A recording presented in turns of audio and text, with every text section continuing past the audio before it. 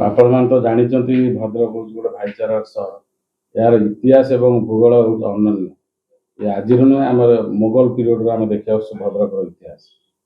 ଯାହା ହଉ ଏଇ କିଛି ଦିନ ତଳେ ନିଶ୍ଚୟ ଆପଣମାନେ ବି ଜାଣିଥିବେ କିଛି ଗଣମାଧ୍ୟମରେ ବିଭିନ୍ନ ପ୍ରକାର ମନ୍ତବ୍ୟ ପ୍ରକାଶ ପାଇଥିଲା, ଯୋଉଟାକୁ ଆମେ ନଜର ରଖି ଯେହେତୁ ଆଗକୁ ରାମନବମୀ ଅଛି, ହୋଲି ଅଛି, ନିକଟରେ ଆମର ଆସୁଛି ଶିବରାତ୍ରି, ତେଣୁ ବିଭିନ୍ନ ପ୍ରକାର ପର୍ବପର୍ବାଣୀ ଅଛି।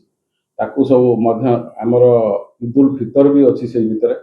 ତେଣୁ ସବୁକୁ ନଜର ରଖିକି ଆମେ ସ୍ପେଶାଲ ଗୋଟେ ଟିମ୍ ଏଠି ଗଠନ କରୁଛୁ। ସାଇବର ସେଲ୍ ଜଣେ ଇନ୍ସପେକ୍ଟରଙ୍କୁ ଦାୟିତ୍ୱ ଦେଇଛୁ।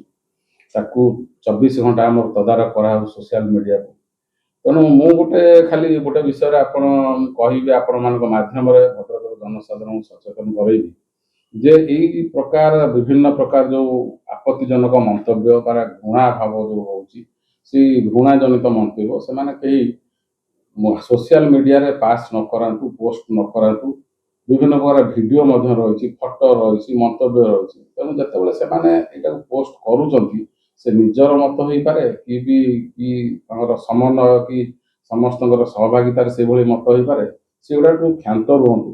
ये सबू आमर नुआ जो आईन अच्छे BNSS आगुरी IPC इवन किसी IT एक्ट आम तापर केस कर सब अपराध हो। तेणु जो ता विरुद्ध आईनगत कार्यानुष्ठान आम पाखे यथेष्ट स्कोप अच्छी। तेणु इनिशियली आम सचेतन नागरिक करूँ, या पर निश्चय एभली जितेबाला आसो आम निश्चय कार्यानुष्ठान ग्रहण करूँ। कहीं आम छोट मोट जिनस जदि नजरअंदाज करूँ ताल भविष्य में बहुत जिनस बाहर जोटा कि भद्रक भाया सहर पर क्षतिकारक।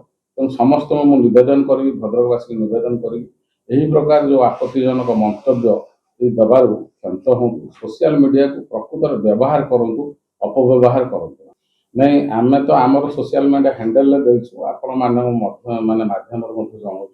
ता सहित मु भावुची आमर किछि पब्लिसाइज करने गणमाध्यम करवा, ता सहित आमर लाउड स्पीकर देकी माइकिंग करने योजना। भारत भ्रमण हेला सहज।